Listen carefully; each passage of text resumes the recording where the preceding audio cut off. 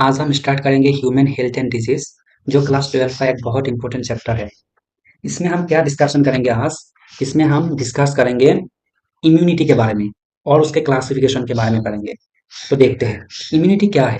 Immunity क्या होता है? जब आप लोगों का बॉडी दिन भर बहुत सारा माइक्रो ऑर्गेनिज्म से इंटरेक्ट होता है, बहुत सारा माइक्रो ऑर्गेनिज्म से एनकाउंटर होते हैं। उसके बाद हम लोग जब ब्रीदिंग लेते हैं तो ब्रीदिंग के थ्रू भी इंटर करते हैं।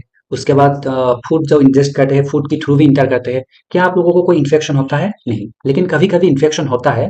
वो पूरा डिपेंड करते हैं आप लोगों का इम्यूनिटी के ऊपर।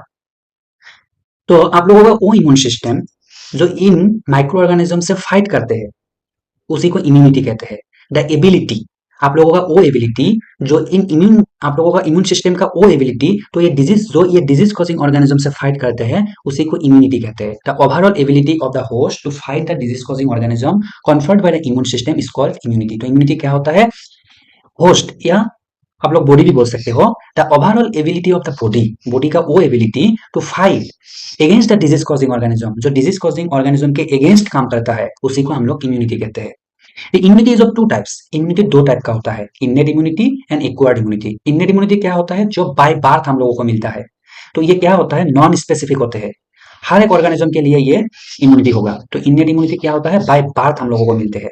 और एक्वायर्ड इम्यूनिटी क्या होता है? आफ्टर बर्थ मिलता है, अर्थात after birth step by step हम लोगों को मिलता है, जैसे कि वैक्सीनेशन के थ्रू भी मिलता है।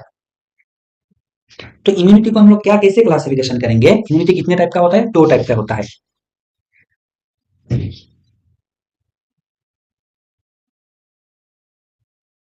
तो इम्यूनिटी कितने टाइप का होता है? दो टाइप का। फर्स्ट होता है innate immunity, innate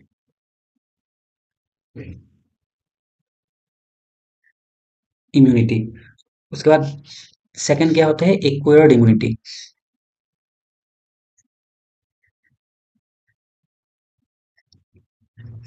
acquired immunity. तो इननेट इम्यूनिटी क्या होता है? नॉन स्पेसिफिक होता है। क्या होता है? Non specific, non specific. By birth मिलता है इननेट इम्यूनिटी, बाय बार्थ। तो नॉन स्पेसिफिक हर एक ऑर्गेनिज्म के लिए ये इननेट इम्यूनिटी काम करेगा। और एक्वायर्ड इम्यूनिटी क्या होता है? स्पेसिफिक होता है। क्या होता है? स्पेसिफिक, स्पेसिफिक जो आफ्टर बार्थ मिलता है, आफ्टर बार्थ मिलता है। इसको इननेट इम्यूनिटी को भी दो लाइन ऑफ डिफेंस में डिवाइड कर सकते हैं। First line of defence, second line of defence, and acquired immunity को थर्ड लाइन ऑफ डिफेंस में इंक्लूड करते हैं। तो ओवरऑल इम्यूनिटी को थ्री लाइन ऑफ डिफेंस में हम लोग डिवाइड करते हैं। First line of defence, second line of defence and third line of defence. हम लोग क्या करते हैं? इननेट इम्यूनिटी को दो लाइन ऑफ डिफेंस में हम लोग डिवाइड कर सकते हैं। एक करते हैं first line of defence, first line of defence, और सेकेंड लाइन ऑफ डिफेंस। दो लाइन ऑफ डिफेंस में इननेट इम्यूनिटी को डिवाइड कर सकते हैं। First line of defence, second line of defence. तो क्या होता है? जब माइक्रो ऑर्गेनिज्म हमारे बॉडी में एनकाउंटर करते हैं, फर्स्ट उसको क्या करना पड़ेगा? स्किन के थ्रू जाना पड़ेगा। फर्स्ट दीवार होता है, जैसे जब पहले दीवार पार करा तो दूसरा दीवार से टकराना पड़ेगा। उसके बाद अगर दूसरा दीवार भी पार करा तो तीसरा दीवार से पार करना पड़ेगा। इसलिए एक्वायर्ड इम्यूनिटी जो होता है वो थर्ड लाइन ऑफ डिफेंस में पड़ता है, थर्ड लाइन ऑफ डिफेंस। सो एक दीवार पार करा तो दूसरे से टकराना पड़ेगा। इसीलिए अगर कोई माइक्रो ऑर्गेनिज्म स्किन के थ्रू अंदर भी गया, वो स्किन जैसे कि फर्स्ट लाइन ऑफ डिफेंस है, लेयर स्किन का layer first line of defence है, उसके अंदर गया, उसके बाद वो सेकंड लाइन ऑफ डिफेंस से टकराना पड़ेगा। तो ये हम लोगों का लाइन ऑफ डिफेंस होता है। फर्स्ट लाइन ऑफ डिफेंस में क्या आता है? फर्स्ट लाइन ऑफ डिफेंस में आता है physical barrier and physiological barrier. First आता है फिजिकल वेरियर, फिजिकल वेरियर। जैसे कि हम लोगों का स्किन, स्किन जो है, जो स्किन से क्या होता है? स्वेटिंग होता है। उसके बाद वो स्वेटिंग होने से क्या होता है? हमारा स्किन इतना बड़ा ऑर्गन होता है, इतना मतलब लार्जेस्ट ऑर्गन होता है स्किन। तो कभी कहीं माइक्रो ऑर्गेनिज्म अगर स्किन से कंटैक्ट भी किया, इंटरेक्ट भी किया अगर स्किन से, तो भी हम लोगों का कुछ बिगाड़ नहीं सकते हैं। तो स्किन बहुत एक लार्जेस्ट ऑर्गन होता है, तो स्किन को पार करना इतना आसान नहीं होता है, इसलिए स्वेटिंग भी होना चाहिए। अगर स्वेटिंग होता है, उस स्वेटिंग के वजह से किसी किसी माइक्रो ऑर्गेनिज्म का डेथ भी होता है। इसलिए फिजिकल बैरियर में क्या क्या आएगा? स्किन आएगा, एंड आएगा mucus membrane, mucus membrane, mucus membrane कहाँ होता है? जैसे कि ब्रीदिंग के थ्रू हो सकता है, फूड के थ्रू हो सकता है, बैक्टीरिया का इंटरेक्ट या माइक्रो ऑर्गेनिज्म का इंटरेक्ट हो सकता है। तो उधर जो म्यूकस मेम्ब्रेन जो म्यूकस रिलीज करता है वो म्यूकस बैरियर का काम करता है। उस म्यूकस ने क्या करता है, म्यूकस इस बैक्टीरिया माइक्रो ऑर्गेनिज्म को अंदर जाने से रोकता है। उसके बाद क्या होता है, फिजियोलॉजिकल बैरियर होता है। Physiological barrier, physiological barrier, physiological barrier क्या होता है? हम लोगों का जो सेक्रीशन होता है, जैसे कि म्यूकस मेम्ब्रेन का म्यूकस सेक्रेशन होता है, सलाइवा जैसे सेक्रेशन होता है, टीयर्स, हम लोगों को आंखों में आंसू भी आना चाहिए। क्यों आना चाहिए? अगर हम लोग हर समय हमारा आइस हर समय ईआर के कांटेक्ट में आते हैं, अगर ईआर के कांटेक्ट में हर टाइम आते हैं तो ईआर में बहुत सारा माइक्रो ऑर्गेनिज्म होते हैं। तो क्या होता है, हम लोगों का आइस का जो टीयर्स होता है वो इन माइक्रो ऑर्गेनिज्म को मार देते हैं, इसलिए हम लोगों को आंसू भी जरूरी होता है। तो इसमें क्या आएगा, फिजियोलॉजिकल बैरियर में जैसे टीयर्स आएगा, उसके बाद जैसे सलाइवा आएगा, उसके बाद एसीएल भी हो सकता है। तो ये सब क्या होता है, सलाइवा जैसे माउथ का सलाइवा होता है, तो ये सब क्या होता है, क्या करता है, माइक्रो ऑर्गेनिज्म को अंदर जाने से रोकता है। एक है फिजिकल बैरियर, एक है फिजियोलॉजिकल बैरियर। तो क्या होता है, ये जो म्यूकस मेम्ब्रेन है ये रिलीज करता है म्यूकस, म्यूकस। तो क्या होता है, हमारा जो आंसू होता है, टीयर्स, टीयर्स में होता है antibacterial substance lysozyme, lysozyme, antibacterial substance क्या होता है, लाइसोजाइम, जो क्या करता है, इन माइक्रो ऑर्गेनिज्म को अंदर जाने से रोकते हैं और मार देते हैं। समझ गया? तो फर्स्ट लाइन ऑफ डिफेंस में क्या आता है, physical barrier and physiological barrier. Physical barrier में भी क्या आएगा, स्किन आएगा, म्यूकस मेम्ब्रेन आएगा, और फिजियोलॉजिकल बैरियर में क्या आएगा, टीयर्स, सलाइवा एंड एसीएल, जिसमें क्या होता है, एंटीबैक्टीरियल सब्सटेंस लाइसोसोम होता है। इनका काम क्या होता है, डिजीज कॉजिंग ऑर्गेनिज्म को रोकता है अंदर जाने से। और सेकंड लाइन ऑफ डिफेंस में क्या आएगा, सेकंड लाइन ऑफ डिफेंस में आएगा सेलुलर बैरियर, सेलुलर बैरियर, उसके बाद आएगा इन्फ्लामेटरी बैरियर, इन्फ्लामेटरी बैरियर, उसके बाद आएगा फीवर, और उसके बाद आएगा साइटोकाइन बैरियर। जो फर्स्ट लाइन ऑफ डिफेंस होता है वो क्या होता है, एक्सटर्नली काम करता है, एक्सटर्नल होता है, एक्सटर्नल। जो सेकंड लाइन ऑफ डिफेंस होता है वो क्या होता है, इंटरनल। और थर्ड लाइन ऑफ डिफेंस भी क्या होता है, इंटरनल होता है। तो first line of defence external होता है, जैसे कि फिजिकल बैरियर, फिजिकल बैरियर क्या होता है, स्किन होता है, म्यूकस मेम्ब्रेन होता है, तो ये क्या होता है, एक्सटर्नल होता है। उसके बाद सेकंड लाइन ऑफ डिफेंस जो होता है वो इंटरनल होता है, स्किन से अंदर घुसने के बाद जो काम करता है सेकंड लाइन ऑफ डिफेंस वो भी इंटरनल होता है, थर्ड लाइन ऑफ डिफेंस भी इंटरनल होते हैं। तो थर्ड लाइन ऑफ डिफेंस के बारे में हम लोग नेक्स्ट लेक्चर में देखेंगे। आज हम लोग first line of defence, second line of defence के बारे में पढ़ेंगे, उसके बाद हम लोग पढ़ेंगे सेकंड लाइन ऑफ डिफेंस में जो आता है सेलुलर बैरियर के बारे में, इंटरनल होता है। तो सेलुलर बैरियर में क्या होगा, ये दो टाइप का सेल होता है, एक होता है non phagocytic, non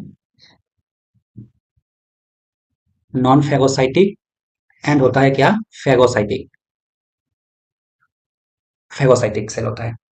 non phagocytic में क्या आएगा, नॉन फेगोसाइटिक में आएगा natural killer cells, natural N K cells, natural killer cells, natural killer cells. Natural killer cells क्या करेगा, नेचुरल किलर सेल्स वो क्या होता है, नॉन स्पेसिफिक होता है, क्या होता है, नॉन स्पेसिफिक, हर एक ऑर्गेनिज्म के लिए ये काम करेगा, नॉन स्पेसिफिक। ये क्या करते हैं, एक्ट अगेंस्ट, किसके अगेंस्ट काम करता है, act against, act against cancer cells, act against cancer cells and virus infected sales, virus infected sales. जब नेचुरल सेल्स क्या होता है, नॉन स्पेसिफिक होता है और किसके अगेंस्ट काम करता है, cancer cells and virus infected sales. लेकिन एक बात बोलता हूं मैं, जो टी लिम्फोसाइट होता है, टी लिम्फोसाइट भी cancer cells and virus infected cells के अगेंस्ट काम करता है, लेकिन वो स्पेसिफिक स्पेसिफिक होता है। टी लिम्फोसाइट सिर्फ cancer cell and virus infected cells के लिए ही काम करता है, लेकिन natural killer cells non specific होता है, वो ये दोनों के अलावा और अलग सेल के लिए भी काम करेगा, लेकिन T lymphocyte cancer cell and virus infected cells के लिए ही काम करेगा, बाकी और अलग सेल के लिए काम नहीं करेगा। लेकिन नेचुरल किलर सेल्स ये दोनों के अलावा बहुत सारे सेल के अगेंस्ट भी काम करेगा, तो cancer cells and virus infected cells के अगेंस्ट काम करता है। और फेगोसाइटिक सेल जो होता है वो कहाँ मिलता है हम लोगों को, ब्लड एंड टिश्यू में मिलता है, कहाँ, ब्लड एंड टिश्यू में मिलता है, ब्लड एंड टिश्यू में मिलता है। ब्लड में कहाँ मिलता है, ब्लड में मिलता है मोनोसाइट्स मोनोसाइट्स में मिलता है और न्यूट्रोफिल्स में मिलता है, न्यूट्रोफिल्स में मिलता है। और टिश्यू में कहा कहा टिश्यू में मैक्रोफेजेस, मैक्रोफेजेस ये होता है फैगोसाइटिक सेल। ब्लड में कौन कौन होता है? ब्लड में होता है मोनोसाइट एंड न्यूट्रोफिल्स। टिश्यू में कौन सा होता है? मैक्रोफेजेस। इसमें भी अलग अलग होता है, जैसे मैक्रोफेजेस में जैसे ऑर्गन है लीवर, लीवर लीवर में जैसे कौन होता है? कप्फर सेल, कफ्फर कफ्फर सेल्स होता है। उसके बाद बोन में ओस्टियोक्लास्ट होता है, ओस्टियोक्लास्ट। जैसे कार्टिलेज, कार्टिलेज में जैसे कौन होता है? कॉन्ड्रोक्लास्ट। क्या होता है? कॉन्ड्रोक्लास्ट। और ब्रेन में होता है माइक्रोगिलियल सेल्स, माइक्रोगिलियल सेल्स होता है। तो क्या होता है? Phagocytic and non phagocytic cells. ये भी क्या होता है? स्पेसिफिक हो, नॉन स्पेसिफिक। क्या होता है ये क्या क्या होता है? नॉन स्पेसिफिक होता है, नॉन।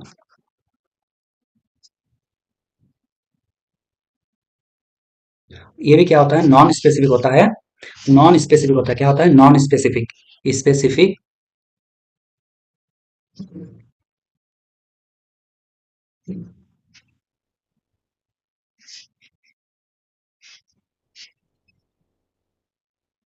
नॉन स्पेसिफिक होता है, जो क्या होता है? इंटरनल होता है, इंटरनल होता है। नॉन स्पेसिफिक और इंटरनल होता है। तो क्या होता है? सेलुलर बैरियर में क्या क्या आएगा? सेलुलर बैरियर में दो टाइप आएगा, non phagocytic and phagocytic. Non phagocytic cells में क्या आएगा? नेचुरल किलर सेल, जो एक against cancer cell and virus infected cell के अगेंस्ट काम करता है। लेकिन टी लिम्फोसाइट जो है वो specifically cancer cell and virus infected cells के अगेंस्ट काम करता है। तो फेगोसाइटिक सेल भी क्या होगा? नॉन स्पेसिफिक होगा। ब्लड में फेगोसाइटिक सेल कहा रहेगा? मोनोसाइट एंड न्यूट्रोफिल्स होगा। और टिश्यू में मैक्रोफेजेस होगा, जैसे लीवर में कफर सेल्स, बोन में ओस्टियोक्लास्ट, कार्टिलेज में कॉन्ड्रोक्लास्ट एंड ब्रेन में माइक्रोग्लियल सेल्स होगा। हम लोग न्यूट्रोफिल्स को क्या नाम देते हैं? और एक नाम होता है पीएमएनएल। इसको पीएमएनएल भी बोल सकते हैं, जिसका फुल फॉर्म होता है प्लियोमॉर्फो प्लियोमॉर्फो न्यूक्लियर प्लियोमॉर्फो न्यूक्लियर लिम्फोसाइट्स बोलते हैं इसको, न्यूक्लियर लिम्फोसाइट्स। उसके ये होगा सेलुलर बैरियर। उसके बारे में हम पढ़ेंगे इन्फ्लामेटरी बैरियर। तो इन्फ्लामेटरी बैरियर क्या होगा? इन्फ्लामेशन के बारे में हम लोग जानते ही है। इन्फ्लामेशन एक क्या होता है? प्रोटेक्टिव मैकेनिज्म होता है। अगर बेवजह हम लोगों को इन्फ्लामेशन होगा तो क्या होगा? उसको क्या बोलेंगे? एलर्जी बोलेंगे। Inflammation is a body defence reaction in order to eliminate और limit the spread of micro organism. तो इन्फ्लामेशन क्या होगा? अगर ये मान लो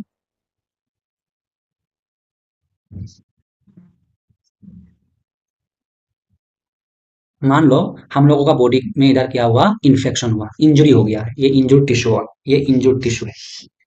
इंजुर्ड टिश्यू है तो इधर क्या होगा? बैक्टीरिया बैक्टीरिया बैक्टीरिया इंटर करेगा, बैक्टीरिया इंटर करेगा इधर। तो क्या होगा? जे क्या होगा? इन्फ्लामेटरी वेरिएंस है। हम लोगों का जब क्या होगा? कहीं एक बॉडी का कहीं एक पार्ट में, बॉडी का कहीं एक पार्ट में अगर इन्फेक्शन होगा या फिर इंजूर्ड होगा, तब क्या होगा? बैक्टीरिया अंदर आएगा। तो क्या होगा तब? ये इंजूर्ड टिश्यू जो है, ये इंजूर्ड टिश्यू अगर इंजरी हुआ बॉडी के किसी भी पार्ट में, तो क्या करेगा? ये इंजूर्ड टिश्यू रिलीज करेगा क्या? रिलीज करेगा प्रोस्टाग्लैंडिन, प्रोस्टा प्रोस्टाग्लैंडिन, जो कि एक लोकल हार्मोन होते हैं। तो क्या होगा? हम लोगों के किसी भी पार्ट के, बॉडी के किसी भी पार्ट में अगर इंजर्ड हुआ तो उधर बैक्टीरिया इंटर करेगा। तो क्या होगा तब? जो हम लोगों का इंजर्ड टिश्यू है वो रिलीज करेगा प्रोस्टाग्लैंडिन, जो कि एक लोकल हार्मोन होता है। ये प्रोस्टाग्लैंडिन क्या करेगा? स्टिमुलेट करेगा। ये प्रोस्टाग्लैंडिन स्टिमुलेट करेगा किसको? स्टिमुलेट करेगा पेन रिसेप्टर को, पेन पेन रिसेप्टर को स्टिमुलेट करेगा और स्टिमुलेट करेगा मास्ट सेल्स को, मास्ट सेल्स को। तो तब क्या होगा? अगर प्रोस्टाग्लैंडिन पेन रिसेप्टर को स्टिमुलेट करेगा तो तब हम लोगों का जो जगह पर इंजूर हुआ है उधर पेन करेगा, और मास्ट सेल्स को भी रिलीज करेगा। तो पेन रिसेप्टर क्या काम करेगा? पेन करेगा, तो उसका काम हो गया। तो मास्ट सेल्स क्या करेगा? मास्ट सेल्स रिलीज करेगा हिस्टामिन। क्या रिलीज करेगा? मास्ट सेल रिलीज करेगा हिस्टामिन, हिस्टामिन। हिस्टामिन क्या काम करेगा? वैसोडाइलेशन का काम करेगा। वैसोडाइलेशन का काम करेगा। तो वैसोडाइलेशन स्टार्ट। तो वैसोडाइलेशन स्टार्ट हो जाएगा।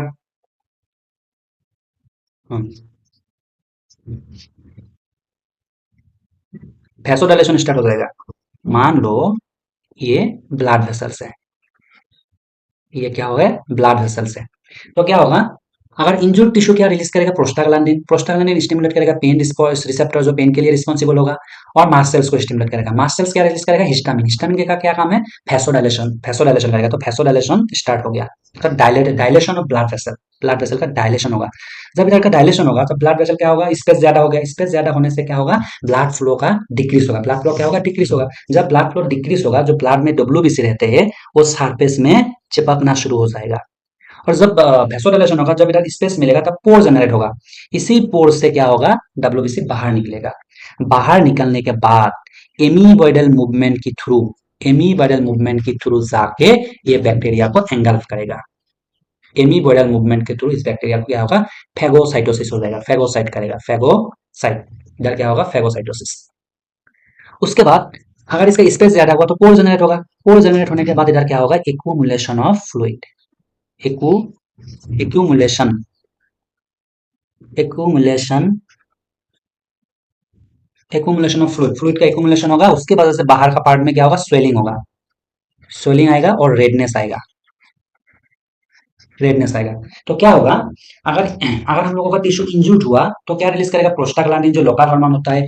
और वो क्या करेगा, स्टिमुलेट करेगा पेन रिसेप्टर को, तो जो पेन के लिए रिस्पॉन्सिबल होगा। और मास्ट सेल को स्टिमुलेट करेगा। मास्ट सेल रिलीज करेगा हिस्टामिन। हिस्टामिन क्या करते हैं, वैसोडाइलेशन का काम करता है। तो ब्लड वेसल का वैसोडाइलेशन करेगा, तो ब्लड वेसल में स्पेस आएगा। स्पेस आने के बाद उसमें पोर जनरेट होगा। पोर जनरेट होगा, उसके बाद ब्लड फ्लो डिक्रीज होगा। ब्लड फ्लो डिक्रीज होने की वजह से क्या होगा, डब्ल्यूबीसी सरफेस में आएगा। सरफेस में आके पोर के थ्रू बाहर निकलेगा, ब्लड वेसल बाहर निकलेगा, डब्ल्यूबीसी। डब्ल्यूसी बाहर निकाल के वो एमीबोडल मूवमेंट करते करते करते जाके बैक्टीरिया को एंगल्फ करेगा। ऐसे करके बैक्टीरिया को मार डालेगा।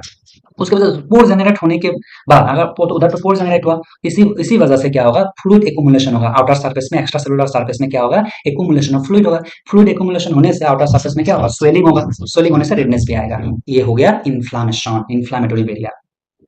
उसके बाद आएगा फीवर। फीवर क्या होता है, तो हम लोगों को सबको तो फीवर होता ही है। तो फीवर कैसे होता है, जब हम लोगों के बॉडी में पैथोजन इंटरैक्ट करेगा तो क्या होगा, पैथोजन और डब्ल्यूबीसी के बीच में बहुत मतलब फाइट होगा, बहुत फाइट होगा। तो क्या होगा, अगर पैथोजन हम लोगों के बॉडी में अगर पैथोजन इंटर करेगा तो क्या होगा, पैथोजन और डब्ल्यूबीसी के बीच में बहुत फाइट होगा। इन दोनों में बहुत फाइट होगा। फाइट होने की वजह से क्या होगा, पैथोजन रिलीज करेगा टॉक्सिन, टॉक्सिन, और डब्ल्यूबीसी रिलीज करेगा इंटरल्यूकिन वहां रिलीज करेगा। जो कि दोनों क्या होता है, ये दोनों क्या होता है, बोथ आर क्या होता है, बोथ आर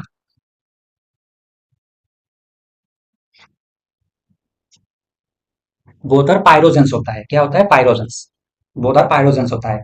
तो क्या होगा, जो पैथोजन और डब्ल्यूबीसी का जिसमें फाइट होगा, फाइट होने के बाद पैथोजन रिलीज करेगा टॉक्सिन, डब्ल्यूबीसी रिलीज करेगा इंटरल्यूकिन, और दोनों क्या होता है, पायरोजन होता है। पायरोजन क्या होता है, जो फीवर को स्टिमुलेट करते हैं। जितना जोर से फाइट होगा उतना ही क्या होगा, पायरोजेंस का लेवल ज्यादा होगा। ये पायरोजन क्या करेगा, ये स्टिमुलेट करेगा। ये स्टिमुलेट किसको करते हैं, ये स्टिमुलेट करते हैं हाइपोथैलेमस को। हाइपो हाइपोथैलेमस को स्टिमुलेट करते हैं, जो क्या होता है, टेम्परेचर रेगुलेटर। क्या होता है, टेम्परेचर रेगुलेटर होता है। हमेशा क्या होता है, टेम्परेचर रेगुलेटर, जो क्या करता है, टेम्परेचर इंक्रीज करता है। टेम्परेचर टेम्परेचर इंक्रीज करता है। टेम्परेचर इंक्रीज करने के वजह से क्या होगा, microbial microbial growth growth decrease होता है। तो क्या होगा, जब हम लोगों को फीवर होता है, अगर कोई पैथोजन हम लोगों के बॉडी में इंटर करेगा तो वो डब्ल्यूबीसी के साथ फाइट करेगा। तो पैथोजन और डब्ल्यूबीसी के बीच में पूरा फाइट होगा। जितना फाइट होगा उतना पैथोजन टॉक्सिन रिलीज करेगा, उतना डब्ल्यूबीसी क्या रिलीज करेगा, इंटरल्यूकिन 1। और दोनों में क्या होता है, पायरोजन होता है। तो जितना फाइट करेगा उतना पायरोजन की लेवल ज्यादा हो जाएगा। तो पायरोजन के लेवल अगर ज्यादा हो गया तो ये स्टिमुलेट करेगा हाइपोथैलेमस को, जो टेम्परेचर रेगुलेटर होता है। तो हाइपोथैलेमस को एक्टिवेट करने की वजह से क्या होगा, टेम्परेचर ज्यादा होगा। और टेम्परेचर ज्यादा होने से माइक्रोबियल ग्रोथ क्या होगा, कम होगा। क्यों, क्योंकि टेम्परेचर एंजाइम पर वर्क करते हैं। और माइक्रोबियल ग्रोथ कैसे होता है, माइक्रोबियल ग्रोथ पूरा एंजाइम के ऊपर डिपेंड करता है। माइक्रोबियल ग्रोथ किसके ऊपर डिपेंड करता है, एंजाइम के ऊपर डिपेंड करता है, और टेम्परेचर जितना होगा इतना एंजाइम डिक्रीज होगा, और जितना एंजाइम डिक्रीज होगा उतना माइक्रोबियल ग्रोथ भी डिक्रीज होगा। तो क्या होता है माइक्रोबियल ग्रोथ, तो माइक्रोब्स किसके ऊपर वर्क करता है, माइक्रो एंजाइम के ऊपर वर्क करता है। तो माइक्रोब्स कैसे ग्रोथ करता है, एंजाइम। तो अगर टेम्परेचर ज्यादा होगा तो एंजाइम का लेवल डिक्रीज होगा, अगर एंजाइम का लेवल डिक्रीज होगा तो माइक्रोबियल ग्रोथ भी डिक्रीज होगा। तो ये है फीवर का मैकेनिज्म। तो क्या होता है, हम लोगों को टेम्परेचर ज्यादा होता है तो हम लोगों को फीवर हो जाता है। तो क्या होता है आजकल, क्या होता है इतना टेम्परेचर कोई मतलब टॉलरेट नहीं कर पाते हैं। क्यों नहीं कर पाते हैं, तो ब्रेन टॉलरेट नहीं कर पाते, बहुत गर्म हो जाता है ब्रेन। इसलिए क्या होता है, लोग क्या करते हैं आजकल, एंटीपायरेटिक ड्रग यूज करते हैं। क्या यूज करते हैं, एंटीपायरेटिक ड्रग। ये अलग एक कॉन्सेप्ट है, मैं बता रहा हूँ, नोट। तो ये टेम्परेचर झेल नहीं पाते हैं। पुराना जमाने में क्या होता है, मतलब सिर को पूरा ठंडा रख के, मतलब ठंडा पर मतलब ठंडा करके रखते थे।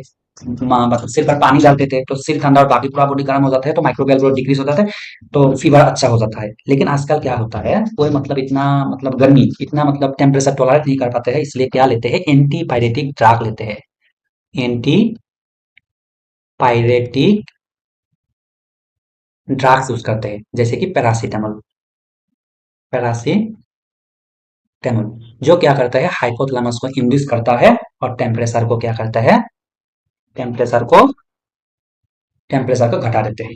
तो एंटीबायोटिक ड्रग्स का क्या काम है, एंटीबायोटिक ड्रग जैसे कि पैरासीटामोल, ये जाके हाइपोथैलेमस को इंड्यूस करेगा, और इंड्यूस करते ही टेम्परेचर डाउन हो जाएगा। तो ऐसे होगा। ये है फीवर का मैकेनिज्म।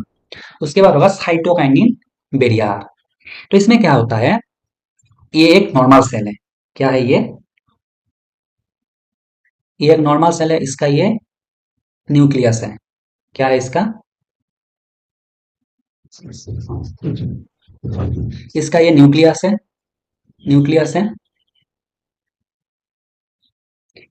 ये आ गया वायरस, ये आ गया वायरस। वायरस, ये वायरस आ गया।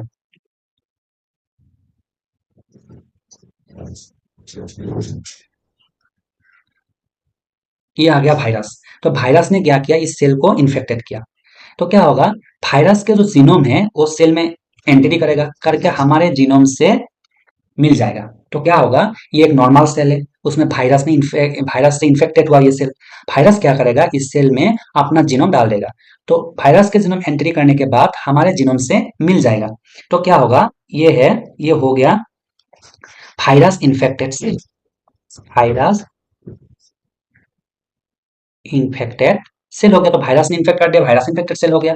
ये वायरस इन्फेक्टेड सेल क्या करेगा, रिलीज करेगा इंटरफेरॉन। इंटरफेरॉन जो कि एक प्रोटीन होता है, इसको शॉर्ट फॉर्म में क्या बोलते हैं, आईएनएफ।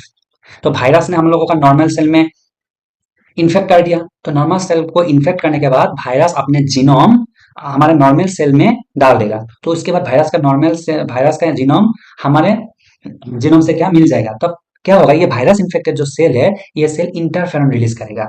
इंटरफेरॉन का जो कई टाइप होता है, जैसे कि अल्फा इंटरफेरॉन, बीटा इंटरफेरॉन और गामा इंटरफेरॉन। तीन ये इंटरफेरॉन का टाइप है। तो alpha interferon, beta interferon and gamma interferon. तो क्या करेगा, इंटरफेरॉन रिलीज करेगा। हमारा जो नॉर्मल सेल, तो ये सेल तो बोल रहा है, तो हम तो गए काम से। तो क्या होता है, ये सेल, इसमें जो नॉर्मल सेल होता है, ये नॉर्मल सेल में क्या होता है, ये प्रोटीन है तो प्रोटीन का तो रिसेप्टर होगा। ये नॉर्मल सेल में क्या होता है, इंटरफेरॉन का रिसेप्टर होता है। ये है नॉर्मल सेल, ये हम लोगों का नॉर्मल जीनोम। तो क्या होता है, ये इंटरफेरॉन जाके नॉर्मल सेल के रिसेप्टर से बाइंड करता है, बाइंड करके इसको स्टिमुलेट करते हैं प्रोड्यूस करने के लिए antiviral protein. Antiviral protein, translational inhibiting protein, जो क्या करता है, inhibit inhibit translation of viral genome. तो क्या करता है, साइटोकाइन बैरियर क्या होता है, ये हम लोग का नॉर्मल सेल है। नॉर्मल सेल में क्या हो गया, वायरस ने इन्फेक्ट कर दिया। वायरस इन्फेक्ट करने के बाद वायरल अपना जीनोम हम लोगों का नॉर्मल सेल में एंट्री करा देगा। तो नॉर्मल सेल में एंट्री करने के बाद ये हम लोगों का जीनोम से मिल जाएगा। तो ये हो गया वायरस इन्फेक्टेड सेल। तो वायरस इन्फेक्टेड सेल क्या करेगा, इंटरफेरॉन रिलीज करेगा, जो कि एक प्रोटीन होता है।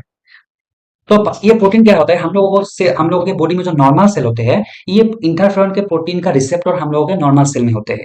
क्या होता है, ये नॉर्मल सेल क्या करते हैं, उस रिसेप्टर से बाइंड करता है। बाइंड करने के बाद नॉर्मल सेल क्या बनाते हैं, स्टिमुलेट करता है नॉर्मल सेल को क्या बनाने के लिए, एंटीवायरल प्रोटीन, जो क्या होता है ट्रांसलेशन इनहिबिटिंग प्रोटीन होता है, जो वायरस के जीनोम को ट्रांसलेशन करने से इनहिबिट कर देता है।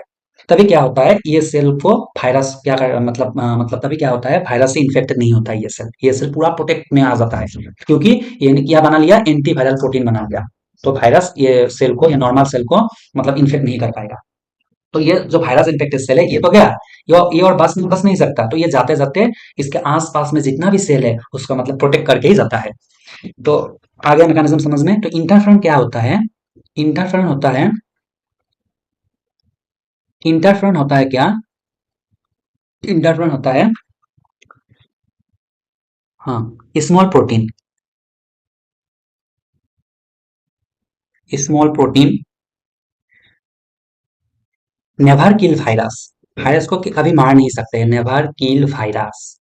वायरस पहले से डेड है, उसको क्या, मरा हुआ को कैसे मार सकते हैं, वायरस पहले से मरा हुआ है। तो क्या होगा, तो मरा हुआ को कोई मार सकते हैं क्या, तो वायरस को कभी मार नहीं सकते हैं, virus is a dead particle, तो वायरस को रोक सकते हैं। रोकने का मैकेनिज्म तो समझ में है, और एक बार समझाऊंगा। और क्या होता है, ये स्पेसिस स्पेसिफिक होता है, स्पेसिस स्पेसिफिक होता है, स्पेसिफिक, नॉट वायरस स्पेसिफिक।